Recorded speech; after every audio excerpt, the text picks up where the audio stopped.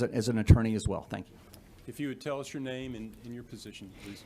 So I'm Jackie Pick, and I'm here as a volunteer. I am a lawyer, but I'm not acting as a lawyer in this case. I'm just helping out the legal team here. And going to explain to you the evidence that we have from State Farm Arena here in Fulton County, which goes to what Ray was talking about in terms of fraud or misrepresentation. So when that cues, okay. So it's going to be tough because I'm going to have to depart from the microphone and point out some things at times. You're looking at one big room here. This is where, according to our witnesses, who've given us sworn affidavits, this is where the absentee ballots and military ballots are being tabulated on election day. So we have the tape from first thing in the morning all the way past the close of the polls. What you have is essentially two Republican field organizers who were sent here to be observers. At no time were they actually permitted to observe in a meaningful way. I'm sorry, I have a voice issue today. They are roped off with the press on the side.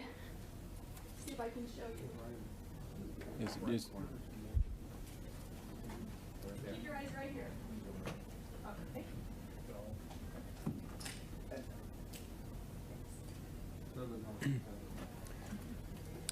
Tell you what you could do to help us out so that everyone can hear who's live streaming. If you would tell us what you're going to point to and then go point to it. Okay. All right. So now what will happen is these frames can move around. So this can get a little confusing, but I'll make sure to make it clear. We have two observers there that are going to show up, not at this point, this is in the morning, as you can see the daylight. They're going to get there at about 8 o'clock to watch the tabulation of absentee and military ballots. But according to their affidavits, at about 10 o'clock, there was one person working the polls who told everyone in the room to leave on the basis they were going to stop counting and return at 8:30 in the morning. So if I can get the frame for approximately 10 o'clock or 10:20-ish. 10 p.m. Okay.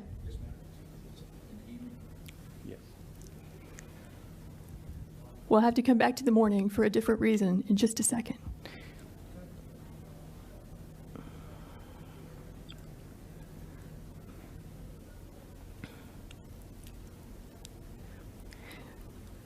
Okay, so you can see what time it is.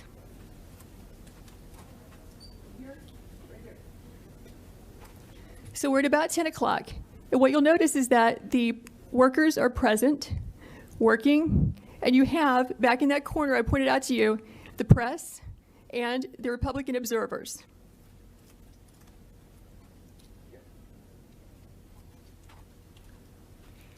So according to the witnesses, the Republican observers, there is a lady who has blonde braids who comes out to announce we're going to stop counting. Everyone go home. And in fact, we see that. What happens is everyone clears out, including the Republican observers and the press, but 4 people stay behind and continue counting and tabulating well into the night from that point, which is going to be about 10:25 when they all clear out, or 10:30. And they will continue counting unobserved, unsupervised, not in public view, as your statute requires, until about 1 in the morning. The reason we know this is because when our Republican observers were forced to leave, they went to the Central Tabulation Center and they got word from a news crew that in fact counting had continued. They have information that not everybody left according to plan and some people stayed behind. So this shocked them, so they returned back to State Farm Arena at about 1 o'clock in the morning, where they confirmed that in fact people had just left State Farm Arena in contravention of what they had been told by the supervisors who are running this operation. So, okay, we're still at about 10 o'clock. Can you take us to about 10:25 so we can see the change? You're going to watch this place be busy and filled up to emptied at some time between 10:25 and 10:35. which is consistent with what the affidavits say.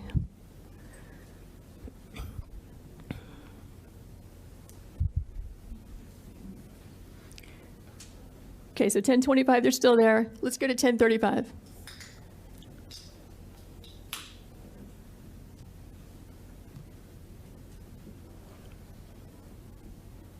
It takes it just a few minutes for the frames to actually catch up with there you go, with the time that you're seeing. So here you see it's all cleared out. We just went from 1025 to 1037. The place is a ghost town. This is where the people were vacated and told, go home, come back at 8:30. We will now stop working and stop counting.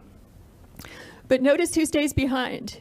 You have 4 people, consistent with our affidavits, who stayed behind. And so you'll see the lady in purple. You'll see 2 women in yellow in the back, which is where the scanners are there at the top right frame.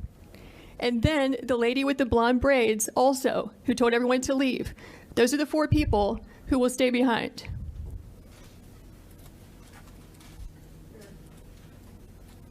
Those 2. Okay. Observer's still there. So the Republican observers said they were the last people to leave State Farm Arena, along with the Fox News crew, excepting those 4 people. So what you're going to see, look at the ladies in yellow. You'll see that they will begin just sitting still, doing nothing, ostensibly not working, because after all, they said they're going to stop counting. They will wait until the witnesses over there in that roped off area, the press and the observers, leave the room. Then you'll see them move into action and begin scanning ballots.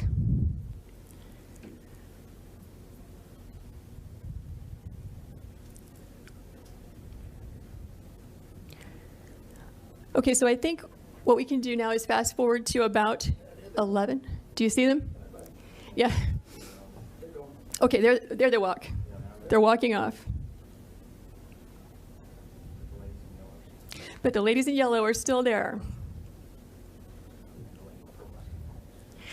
Yes, keep your eyes on the lady in purple and the 2 in yellow and the woman in the blue apron with blonde braids, because those are the people who stay behind.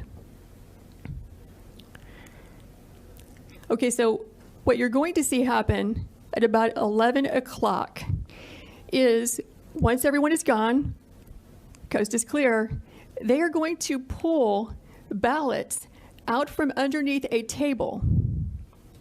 Watch this table.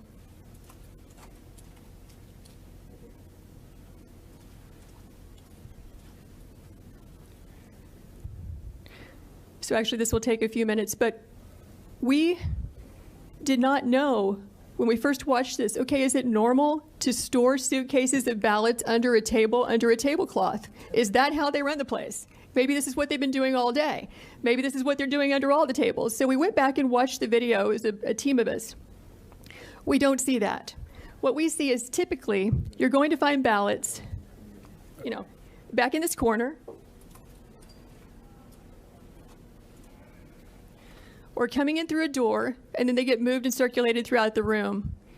And it can get a little confusing because they have these black containers of ballots. They have the U.S. Postal Service containers. But what we were trying to do when we determined that there were ballots being pulled out from underneath this table is, what was the chain of custody? Where did they come from? Who put them there? When did they put them there? We only reviewed this at about 1 in the morning last night for a couple of hours, so we're going to need about 14 hours to watch it carefully because we fast-forwarded through it several times and could not find that particular frame, but here's what we can tell you for sure. At about 8 o'clock in the morning, and we're going to roll this back and show it to you. There you go. So now they're going to start pulling these ballots out from under this table. This table, the black one, was placed there by the lady with the blonde braids at about 8:22 a.m. in the morning. So she put that table there. So the same person who's staying behind now, the same person who cleared the place out under the pretense that we're going to stop counting, is the person who put the table there at 8:22 in the morning. Yeah, I saw 4 suitcases come out from underneath the table.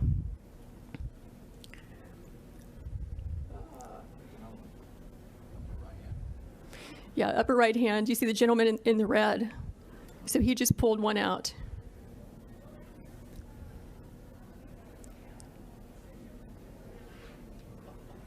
So what are these ballots doing there, separate from all the other ballots? And why are they only counting them whenever the place is cleared out with no witnesses? Is the question. So these machines can process about 3,000 ballots an hour. You have multiple machines there, and they're there for 2 hours. So you do the math. How many ballots went through those machines in those 2 hours when there was no one there to supervise, to be present, consistent with your statutes and rules, to supervise the tabulation? We believe that could easily be, and probably is certainly, beyond the margin of victory in this race. Because if it's only 3 scanners working for 2 hours, right, that's 18,000 ballots that went through.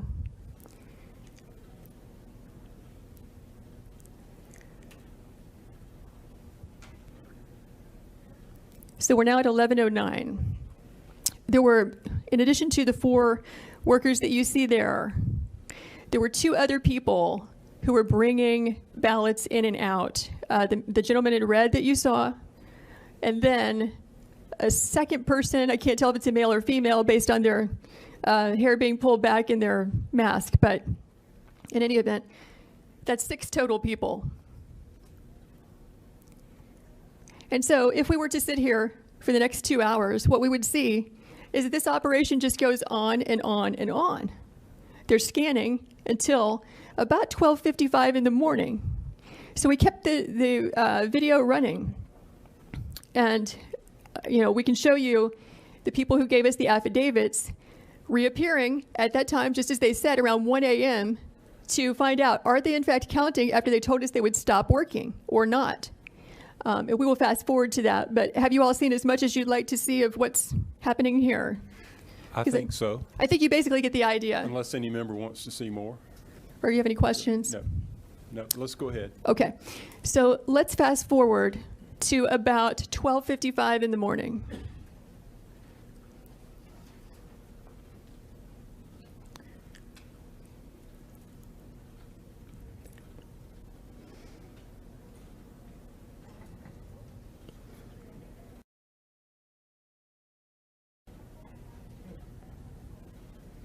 Okay, so it's updated to 12:50. You can see these people are still there, up in the upper right-hand corner.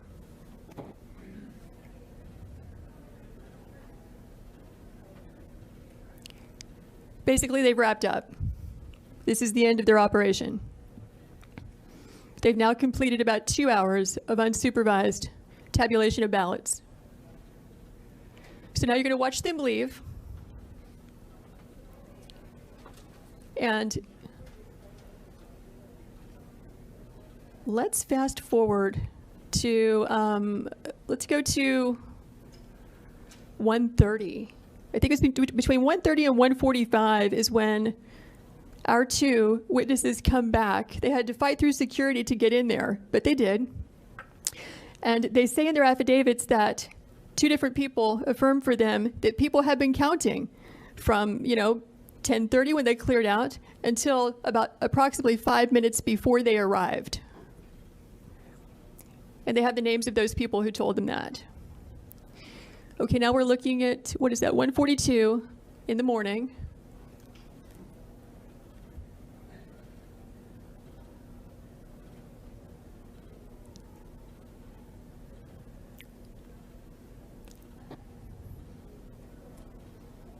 Is there a way to fast forward a bit or make it go a little faster? Okay, there are our guys right there in the lower left-hand corner. So they've now returned to State Farm Arena, having heard from the press that they had continued counting because they wanted to see for themselves if that was really happening, which was a complete contradiction to what they had been told by at least one person from Fulton County who's an employee and spokesperson, and also the lady in the blonde braids we spoke about earlier. And so they see for themselves. And from this, we get the affidavit. I don't know the name of the lady in the blonde braids. They simply gave a description to us, and you can make out clearly who she is based on the people in the film. Lady in the blonde braids, halfway down her back, is the person who yelled out, "Everyone leave and stop counting." I believe Ms. Waller is the spokesperson for Fulton County Elections, who remained behind the other 2 people they don't have names for. They just said they were older women, and one of them had the name Ruby across her shirt somewhere.